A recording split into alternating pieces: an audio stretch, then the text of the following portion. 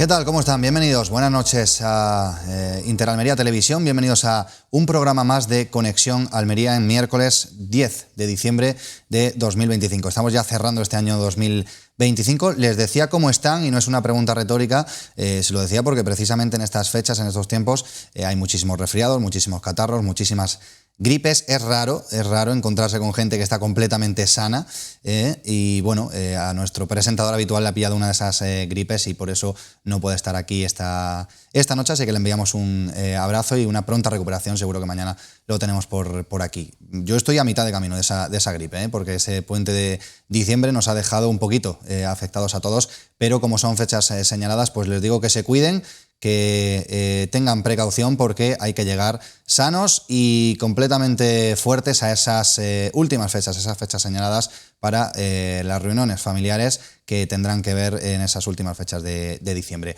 Bueno, en el día de hoy vamos a tener un programa con diversos temas, un programa variopinto en el que unos temas tendrán que ver con otros, pues por ejemplo el turismo en la ciudad de Almería y algunos otros diferentes. Vamos a empezar por el Alcazaba, por el conjunto monumental de la Alcazaba, pero también repasaremos esa reunión, ese plan de seguridad del campo de Gibraltar que ha tenido lugar hoy con la presencia del delegado del Gobierno de la Junta de Andalucía en la subdelegación del Gobierno de Almería. Repasaremos también que se trató el tema ayer en el programa en Conexión Almería de la baliza V16, aquella que está dando tantos quebraderos de cabeza a la gente y que, bueno, yo luego pasaré a hacer una encuesta aquí a la mesa de invitados para ver quién ha cumplido con los deberes, quién ha hecho la tarea y quién tiene esa baliza o no la tiene, porque, como digo, entra en vigor el 1, a partir del 1 de enero de 2026, escasas 3 semanas para que se cumpla esa obligación en sus vehículos. También hablaremos, decía, de turismo, hablaremos del Fly Andalucía Summit. Es una mesa redonda, unas jornadas que han tenido lugar hoy en el Museo de Realismo aquí en Almería, cerca del Parque Nicolás Salmerón, en el que, bueno, pues se ha expuesto la conectividad aérea que tiene no solo Almería, sino Andalucía, pero enfocando a Almería como principal destino turístico con ese eslogan, con ese lema de Costa de Almería. De todo ello vamos a repasar y hablar en el programa de hoy, como digo, alrededor de una hora de programa, sobre las 11:30 de la noche aproximadamente echaremos el cierre a este programa y vamos a ver si nos da tiempo en esta horita a tratar todos esos temas que les he expuesto durante esta presentación, este inicio de programa. Vamos, si quieren, repasando por orden cronológico esos temas y nos vamos a enfocar primero en el Alcazaba, en el conjunto monumental de el Alcazaba, que yo creo que es la joya de la corona de la provincia de Almería, no solo de la ciudad, sino hablo de provincia. Es el gran monumento que tiene Almería, ese monumento musulmán del siglo X, en el que, bueno, pues la consejera de Cultura y Deporte, Patricia del Pozo, visitó junto con Eloísa Cabrera, es la concejal de Urbanismo, esas últimas actuaciones que se han llevado a cabo por parte de la Junta de Andalucía y por parte del Ayuntamiento de Almería en el conjunto monumental del Alcazaba. Esas últimas actuaciones que tienen que ver, bueno, pues con la restauración de la Torre de la Justicia, y ustedes, bueno, pues se preguntarán qué es la Torre de la Justicia. Es la principal entrada al Alcazaba, es decir, cuando suben esas escaleras, esas prolongadas escaleras al principio, pues se topan con esa primera puerta que se llama la Puerta de la Justicia, igual que la Torre de la Justicia. Pues esa es la última fase que se ha restaurado en ese conjunto monumental del Alcazaba, esa puerta oscura súper bonita antes de entrar al primer patio. Allí, como digo, han estado la consejera de Cultura y Deporte, Patricia del Pozo, junto a Eloísa Cabrera, y han hablado de esas últimas actuaciones en el conjunto monumental del Alcazaba. Lo vemos. Casi 8 años después de la primera actuación en la Alcazaba, culmina la primera fase de rehabilitación del conjunto monumental, que ha permitido desarrollar 12 intervenciones con una inversión superior a los 10 millones de euros. La última actuación de mejora ha sido precisamente en la Torre de la Justicia, el acceso principal al primer recinto del monumento.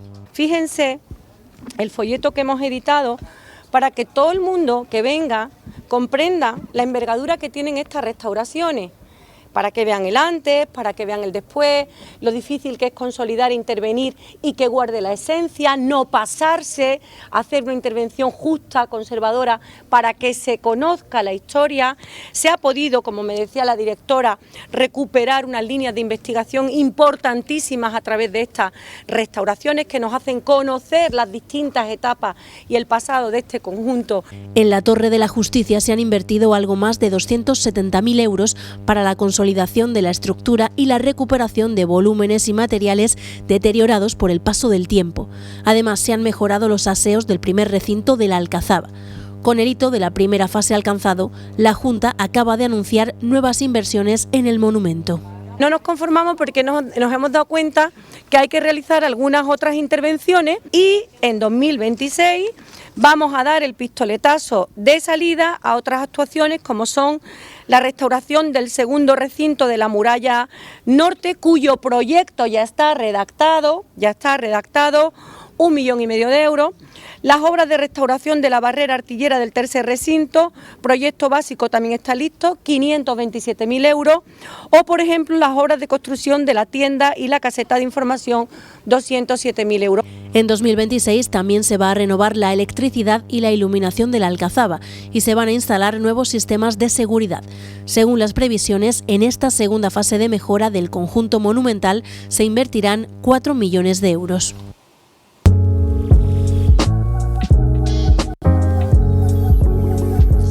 Bueno, pues como decía la consejera, más de 10 millones de euros desde 2019 es lo que se han gastado en esa restauración, en esa remodelación del conjunto monumental de el Alcazaba, que quizá lo más visible haya sido un poco la fachada, digamos, esa muralla que engloba todo lo que es el conjunto monumental, pero que se han hecho más allá de ello muchísimas remodelaciones y restauraciones dentro de ese monumento que, como digo, es el más visitado de Almería.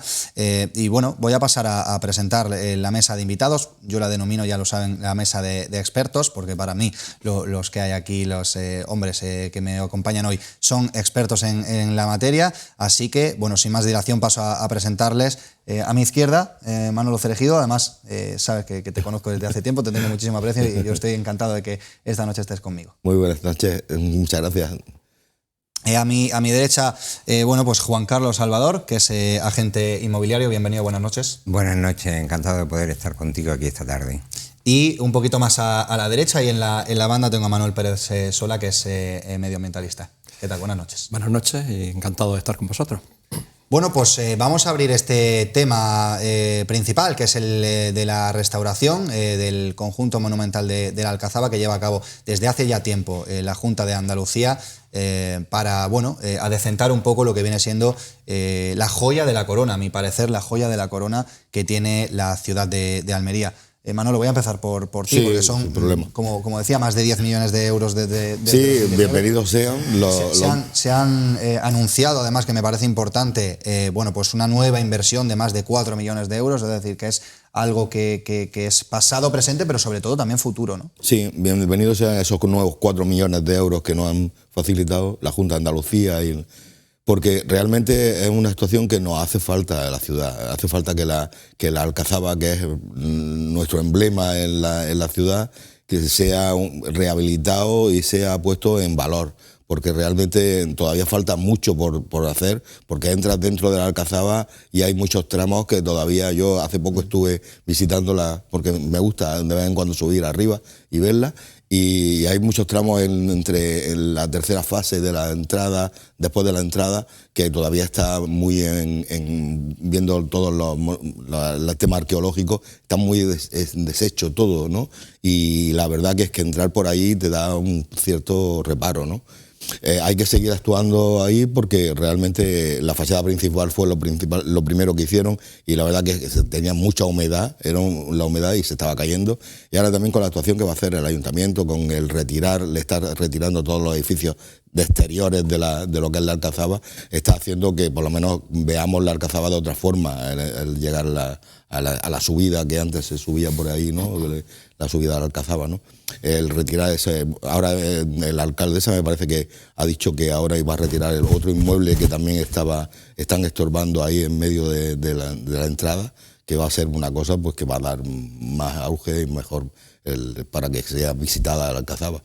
Yo tengo que decir, Manolo, que hacía tiempo que no visitaba la Alcazaba. La visité por última vez este verano, pero desde ese verano hacía tiempo que no la visitaba y me sorprendió, la verdad, con la cantidad de restauraciones que se han llevado a cabo dentro del conjunto monumental, porque desde la última vez que yo la visitaba, bueno, pues por ejemplo pude ver que habían restaurado todo lo que es un poco las viviendas musulmanas, sí, que se han recreado y que se pueden visitar y que, bueno, pues permanecen un poco lo que es todas las paredes, todo lo que sí es la estructura original de esas viviendas. Y el aljibe también, se ha quedado muy bien, muy bonito. Es decir, que es un proyecto a largo plazo, claro. La preservación, la conservación y la restauración de la Alcazaba. Juan Carlos.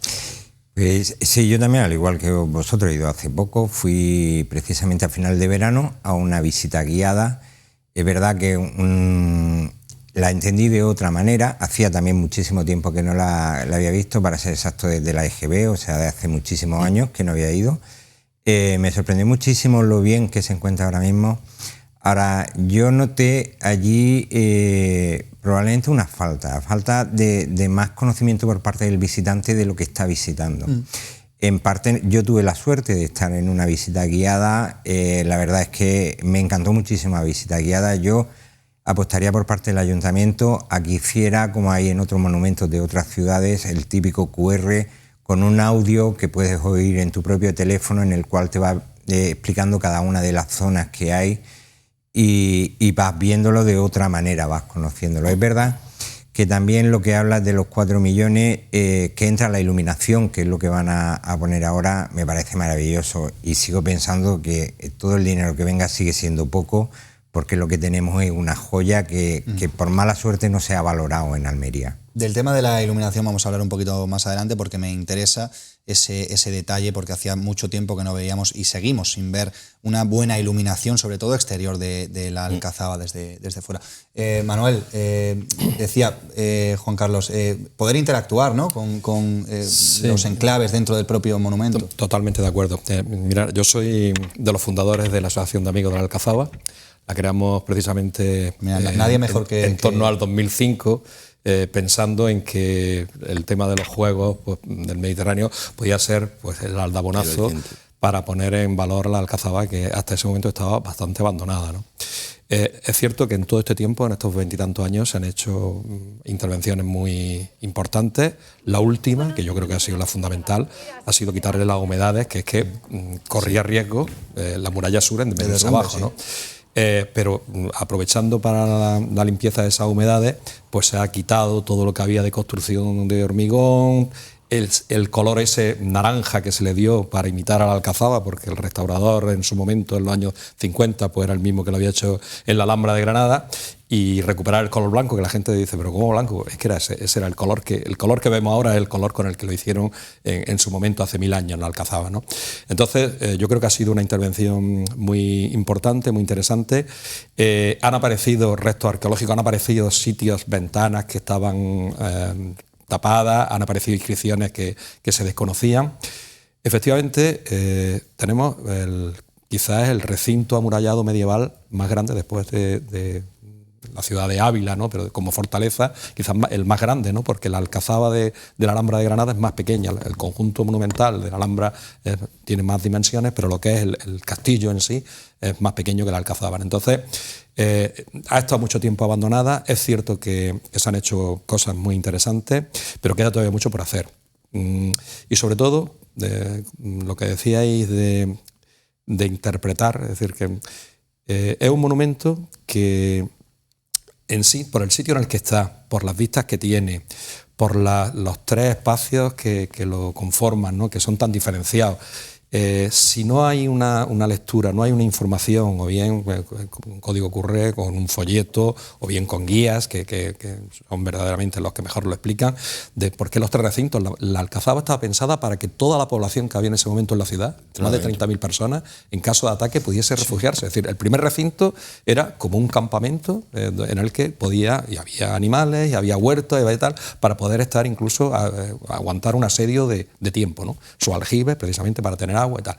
El segundo recinto era la zona palaciega, que es la que está más destrozada por los terremotos sobre todo, pero tampoco es fácil de interpretar que aquello era un palacio. Es más, parece ser que la parte central es el modelo que se utilizó a la hora de hacer la Alhambra, uno de los patios, el patio de... no lo diré ahora el nombre, pero bueno, que hay a continuación del Patio de los Leones, prácticamente es una copia de la Alcazaba de Almería que se hizo casi 300 años antes, ¿no? Entonces, es una construcción que tiene todavía muchas cosas que enseñarnos y yo creo que está todavía muy desaprovechada. Por ejemplo, no está conectada, que debiera estar conectada ya la visita con el barrio andalusí, que está debajo. De hecho, había una propuesta de utilizar el portillo ese que hay en la parte norte para hacer una bajada a lo que era el Mesón del Gitano y poder hacer la visita, ¿no? Para que se integrara lo que era la ciudad, lo que era la Almedina, lo que era la Medina de la ciudad musulmana. No está conectada, que también sería un paseo maravilloso, con el Cerro San Cristóbal, por la muralla de Jairán, ¿no? Yo creo que... Y luego, lo que decía, el entorno, la verdad es que cuando quiten el edificio ese entre la calle Hércules y la calle Almanzor, claro, que además está quemado, está, en fin, horrible, y algunas de las restos de viviendas que han aparecido ahí, pues si todo eso se integra y se ajardina, pues va a tener una vistosidad tremenda. Y la última cosa yo que creo que le falta es... decíais lo de la iluminación. La iluminación se inauguró para el 2005. En Almería, uno de los grandes problemas que tenemos es el mantenimiento de las cosas. Es decir, se hacen unos presupuestos, se hacen inversiones importantes, sí, y tal, pero luego no hay un mantenimiento, ¿no? Entonces se han ido los focos, unos por vandalismo rompiendo, otros por el tiempo.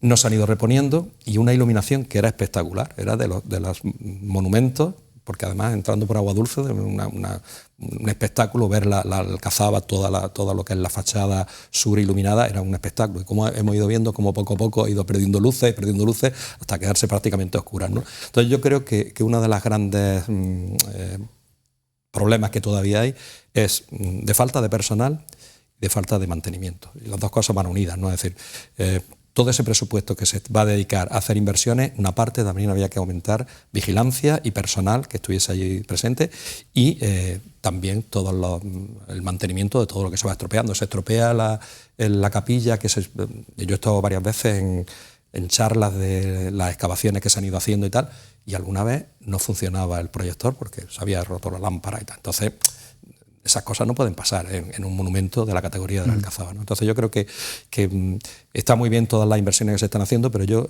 pediría a las administraciones el que hiciesen mayor mantenimiento y sobre todo que la dotaran del suficiente personal como para poder atender las visitas, para poder...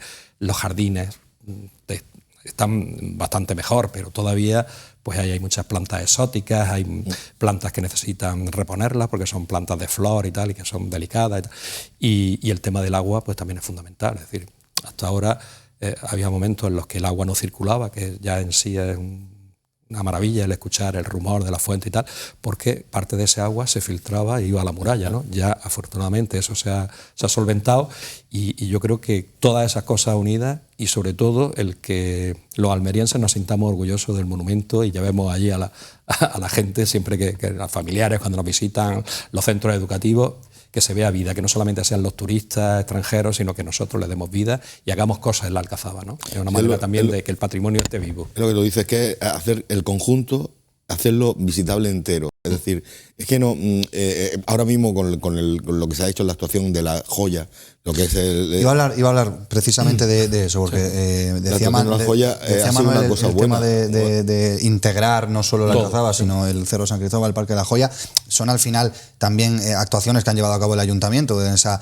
restauración y mejora del Cerro de San Cristóbal, que ya sabéis que lo ha convertido en un mirador con su iluminación particular, el propio Parque de la Joya, que es el que, digamos, separa un poco el conjunto monumental de la Alcazaba de ese Cerro de San Cristóbal. Es decir, digamos, es un todo que el Ayuntamiento ha puesto en valor y que ha reformado y que ha puesto inversión para darle pues una nueva vida a ese tipo de enclaves que tenemos cerquita de la Alcazaba, pero todavía queda un poquito más por hacer, ¿no? Sí. Yo creo que sí, pero vamos en buen camino, ¿eh? Yo la verdad que es que, ya te digo que yo también hacía tiempo que no la visitaba y ya la he visitado 2 o 3 veces este año, y la verdad que sí, que se nota el cambio y se nota el cambio por dentro.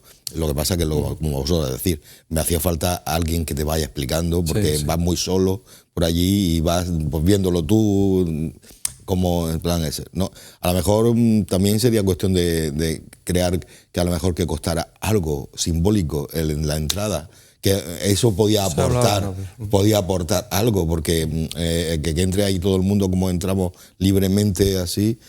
Parece, Manolo, que te he dejado el guión porque era justo el tema que quería sacar, porque es un debate interesante, ¿no? El del precio, que al final es una visita gratuita desde hace tiempo a la Alcazaba de Almería. Yo creo que es uno de los pocos monumentos, no solo en España, sino en el resto del mundo, de Europa, sobre todo, al que se pueda acceder de manera gratuita.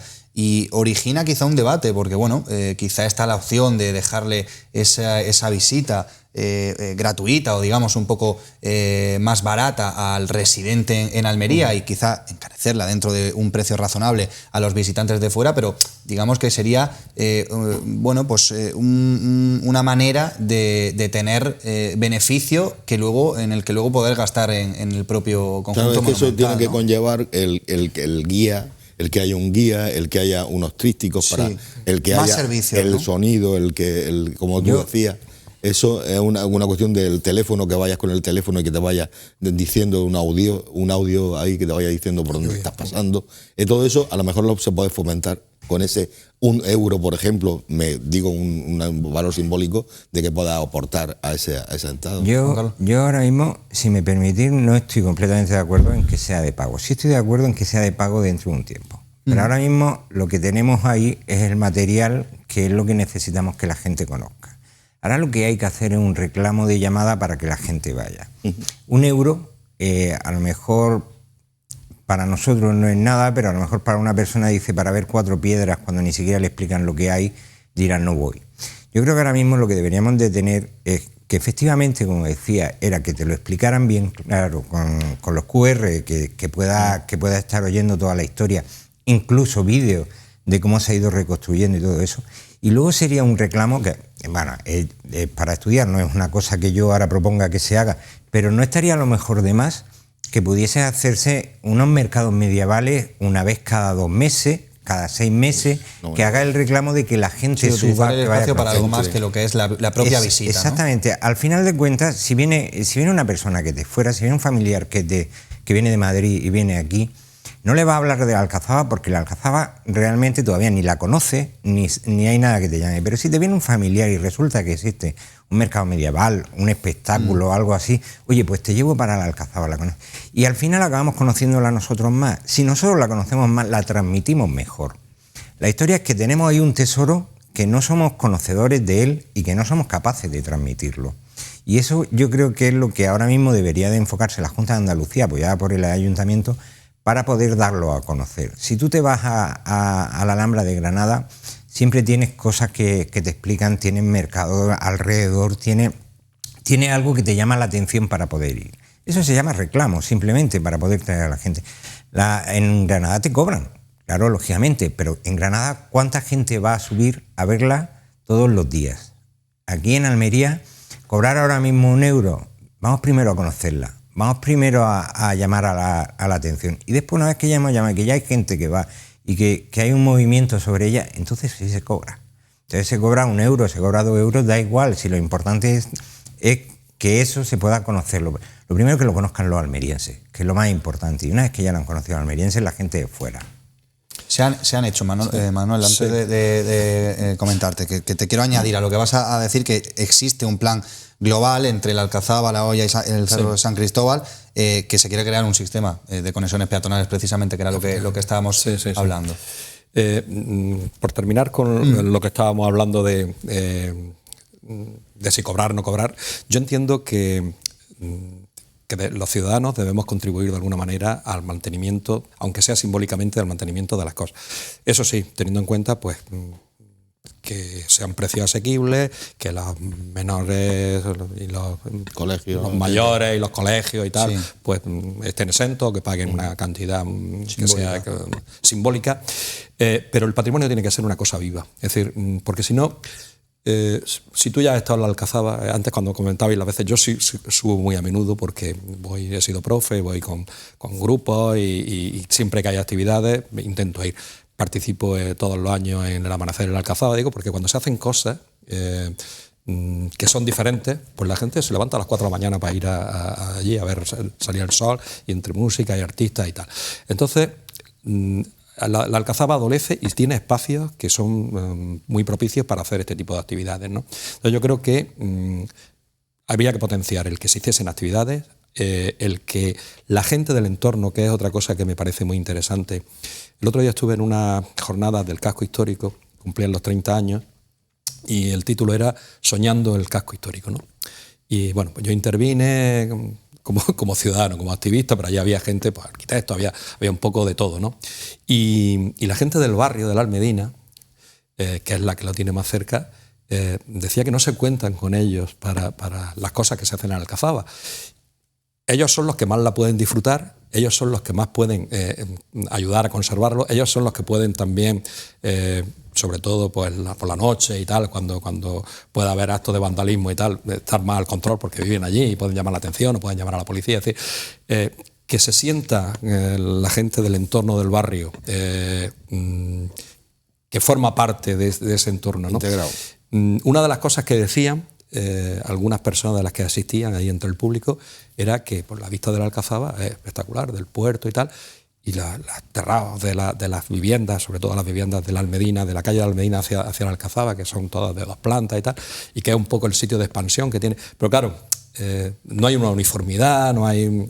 algunas están muy bien arregladas, otras pues tienen ahí de cacharros y tal. Entonces, la vista, que podía ser espectacular, pues desmerece, y algunos vecinos dicen que nosotros no tenemos para arreglar, pero lo mismo que se dan para otras cosas, para arreglar fachadas y tal, si se unificara, nos diera el ayuntamiento, pues para poner en los aros, para poner todo el mismo zócalo y tal, para la torreta que tenemos para subir con escalera de caracol muchas veces de la planta de abajo a la de arriba, pues la uniformáramos como eran antiguamente, las mismas fachadas de las viviendas, que en vez de que estén con losa y tal, pues encaladas, y en fin, con la rejería pintada, todo ese tipo de cosas harían que formara parte del conjunto, es decir, que la Alcazaba, y más cuando ya la Alcazaba sale de la Alcazaba, es decir, con el barrio andalusí, pero luego la torre albarana esa que se encontró cuando se iban a hacer precisamente lo que iba a ser un aparcamiento, que luego al final ha sido el barrio andalusí, ¿no? El contenedor del barrio andalusí, pues... que todo eso que forme parte del entorno y que sea algo vivo en el que la gente que vive allí, lo mismo que pasa en otros sitios, en otros monumentos, que puede pasar en el Albaicín, a lo mejor en Granada, ¿no? Que la gente se siente orgullosa de que su barrio es el que mira a la Alhambra. Yo creo que eso haría también... para que no sea solamente el conjunto de piedra, el conjunto de histórico de la antigüedad, sino también las vivencias de toda la gente que está allí en torno a la Alcazaba, es decir, esos sonidos, esas imágenes que en muchas calles estrechas al final te encuentras con el muro, es decir, todo ese tipo de cosas, porque hay recorridos muy chulos, muy interesantes que se pueden hacer por el laberinto de calles que hay alrededor de la Alcazaba, ¿no? Y luego yo creo que también otra parte que es importante integrar es las murallas que están hacia Pescadería. Bueno, los torreones que quedan de la muralla que cerraba el barrio de Pescadería, el Jaúz, ¿no? el aljibe, y que también aparecen ahí como deslavazados. Es decir, la gente no sabe que Almería tenía 3 recintos amurallados, que la puerta Pulsena era la puerta de entrada a la ciudad, y por ahí por la calle de las tiendas y tal, y que luego la parte del barrio, quizás el más antiguo de la ciudad, que es el barrio de pescadores, de Pescadería, tenía también su muralla, y quedan 4 torreones que están ahí también deslavazados y forman parte del conjunto de Alcazaba. Yo creo que hacer la lectura esa completa yo en la jornada esa vi un interés, pero por gente normal y corriente que viven allí en el barrio, e incluso gente nueva que ha llegado, población inmigrante, que algunos de ellos magrebíes y tal, que decían que para ellos era como estar en su país de origen, porque levantarse y ver la Alcazaba, dice, parece que va a llamar el imán a la oración en cualquier momento, ¿no? Es decir, que tenemos una cultura oral y una percepción de las cosas que muchas veces pues queda ahí, no somos capaces de transmitirlo porque no hay ese conducto entre lo que es el monumento y lo que es las personas que viven en torno a él. Bueno, me encantaría seguir hablando de la Alcazaba, porque sin duda es muy, muy interesante, y sobre todo escuchar a Manuel Pérez Solá es muy interesante, el instruirnos sobre este conjunto monumental, pero como tenemos una hora de programa y tenemos que tocar muchos temas, me gustaría hablar de pues ese plan de seguridad en el campo de Gibraltar, porque el delegado del Gobierno en Andalucía, Pedro Fernández, ha presidido la reunión de la Mesa de Coordinación Operativa del cuarto Plan Especial de Seguridad del Campo de Gibraltar en la subdelegación de Gobierno de Almería. Él ha presidido y vamos a escuchar cómo ha sido esa reunión, que no tiene otro objetivo que el de la lucha contra el narcotráfico, que afecta, es ahora mismo uno de los principales problemas que tiene Almería. Almería es una de las 6 provincias andaluzas en las que está activo el Plan de Seguridad del Campo de Gibraltar, que lucha contra el narcotráfico y el crimen organizado en la frontera sur española. Hoy la subdelegación del Gobierno ha acogido la reunión de la Mesa de Coordinación Operativa de este plan, en la que se ha anunciado una quinta prórroga hasta diciembre de 2027 y se ha hecho balance de los datos obtenidos en lo que va de año. Hablo, por supuesto, de Guardia Civil y Policía Nacional, sumando ambos cuerpos. Como digo, 3.195 operaciones, 4.250 detenidos entre ambos cuerpos, 2.107 Guardia Civil, 2.143 Policía Nacional, 268.149 kilos de droga aprehendida. Este plan opera desde 2018 y en él se han invertido 160 millones de euros destinados especialmente a la mejora de los medios materiales y tecnológicos de las fuerzas y cuerpos de seguridad y al incremento de las plantillas en un 16%. Los datos acumulados desde el año 2018 hasta este mismo periodo de 2025 serían 37.470 operaciones llevadas a cabo, con 30.077 personas detenidas, más de 2.200.810 kilogramos, o más de 2,2 toneladas, si ustedes quieren, de droga aprehendida, y 9.551 medios de transporte también intervenidos. En cuanto a la evolución del narcotráfico, la Mesa de Coordinación señala una mayor profesionalización de las bandas criminales, cada vez más internacionales, lo que complica la operativa de seguridad. El hachís sigue siendo la principal sustancia aprehendida, con más de 190.000 kilos, lo que supone pues más del 70% de las sustancias incautadas. Se está notando un incremento de la cocaína importante, que también se ha puesto de manifiesto en la mesa de coordinación, 2.000 kilos más que el año pasado.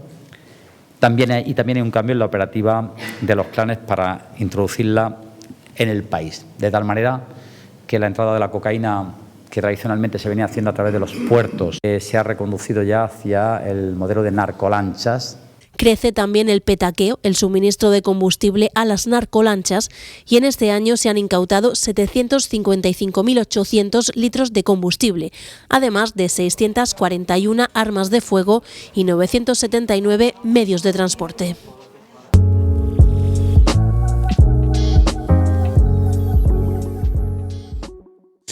Pues es necesario que se lleve a cabo este tipo de plan estratégico contra el narcotráfico, porque tengo que decirles que lamentablemente es cada día más habitual ver imágenes de narcolanchas recorriendo nuestras costas, recorriendo sobre todo la costa de Cabo de Gata, sin ir más lejos. El pasado sábado tuvo lugar un suceso en ese enclave turístico en el que pues una narcolancha pues se topó con una patrullera de la Guardia Civil, estuvo incluso vacilando, jugando con esa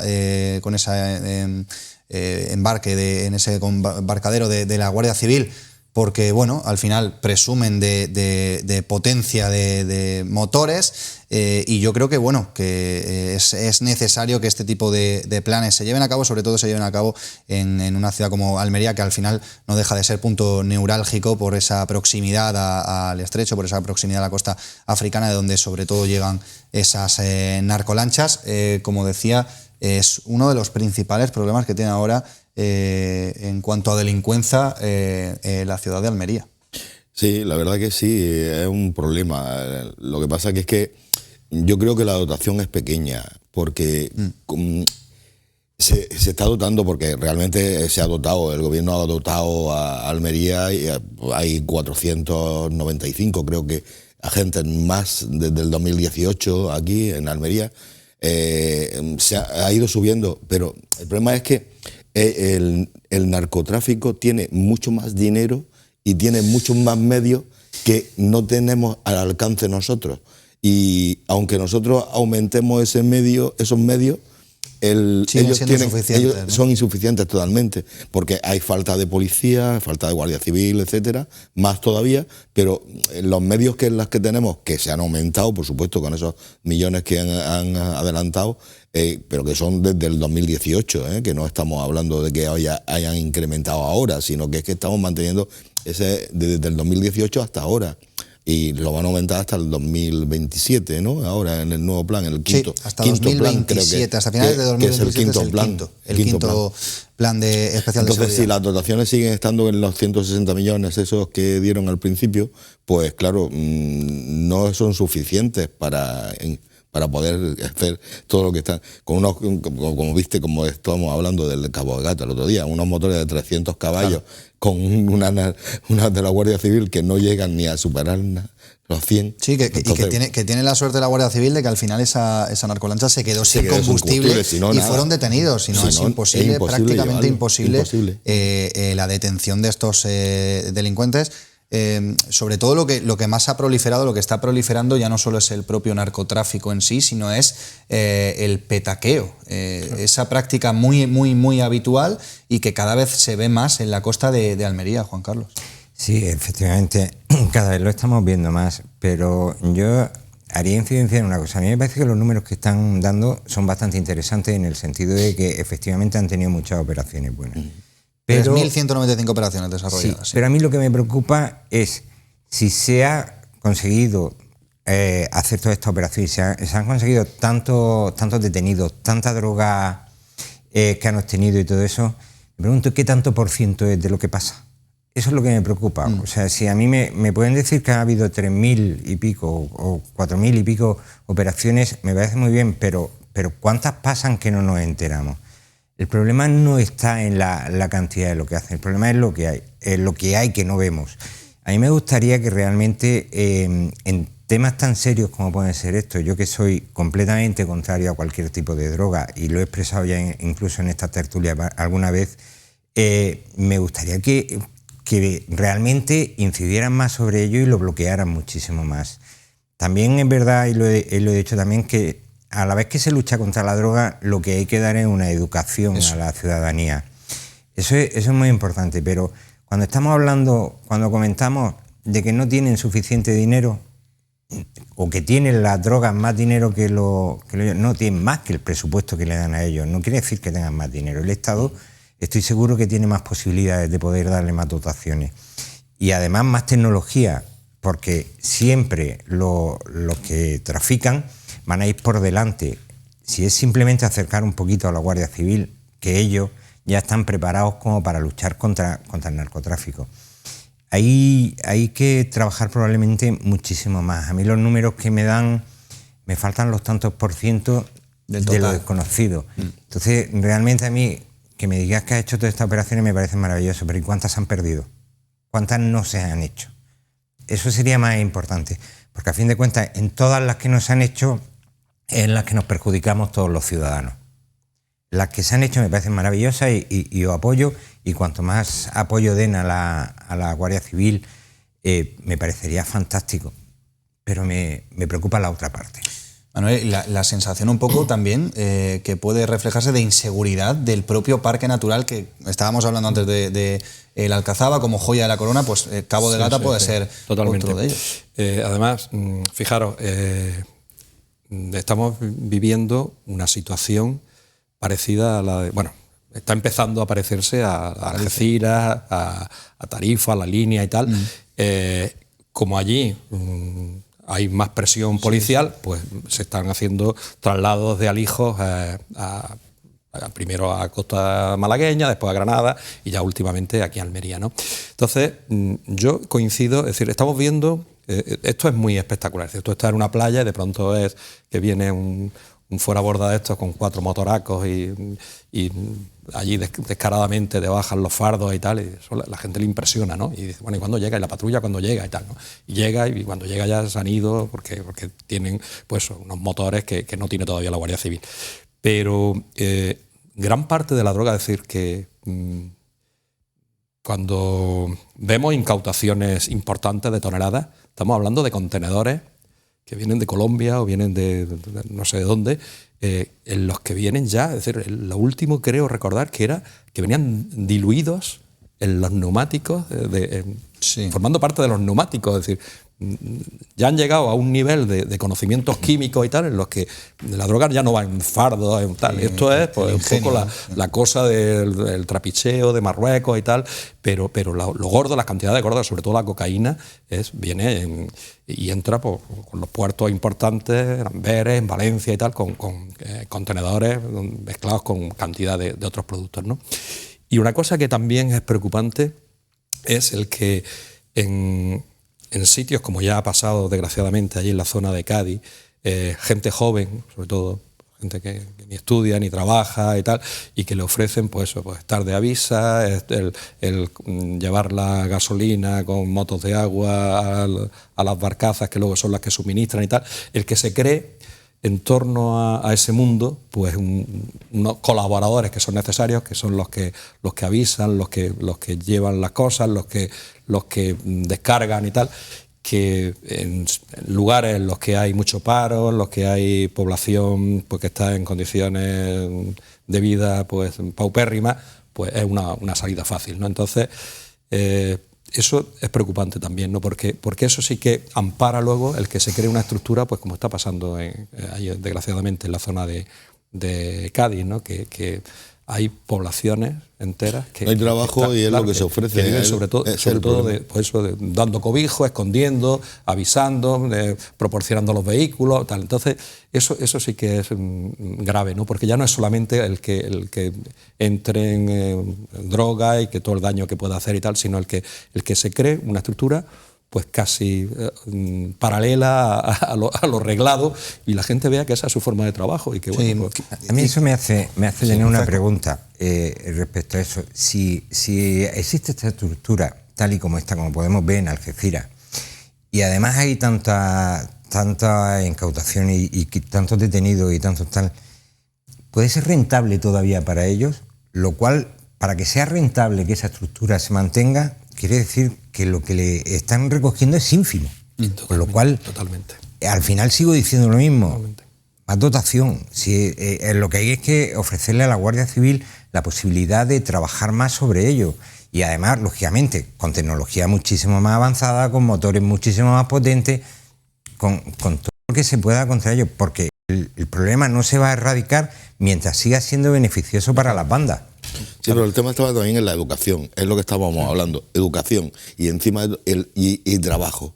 Si no hay un plan de trabajo también para que a esos jóvenes que no tienen nada que hacer se les fomente en algún otro tipo de trabajo o algún otro tipo de actividad que les ofrezcamos, no se irían a este trabajo fácil y este trabajo de ganar dinero así fácilmente. Ese es un problema que también se ha vivido en Cádiz, porque era la zona más problemática en ese aspecto. Se ha trasladado a Huelva, porque han estado en Huelva, porque es que este plan quinto no es desde aquí de Almería. Estamos hablando que es desde Almería hasta Huelva. Toda la costa. Entonces, estamos hablando de toda esa... entonces, claro, ¿dónde van? Al sitio donde más pobreza hay, en el campo de Níjar. Hay mucha pobreza, hay mucha inmigración, entonces no hay trabajo prácticamente. ¿Y qué utilizan? A esa gente joven que no tiene nada que hacer y no tiene nada para utilizarla para ese tipo de petaqueo, para todas esas cosas. Es sin duda uno de los... Es también un plan, algo de fomentar algo de educación. Es uno de los razonamientos que ha hecho el delegado del Gobierno y que le ha pedido a la Junta de Andalucía ese plan de empleo y ese plan de educación, porque digamos que probablemente todo esto es consecuencia sobre todo de la educación y que busquen refugio en estos trabajos, pues de alguna manera, aunque en realidad no es otra cosa que delincuencia. Vamos a parar un poquito, vamos a hacer un receso para publicidad porque tengo muchas ganas de preguntarle a la mesa si han cumplido con ese objetivo de comprar esa variante V16, así que enseguida nos vemos, no se vayan, en unos minutos volvemos.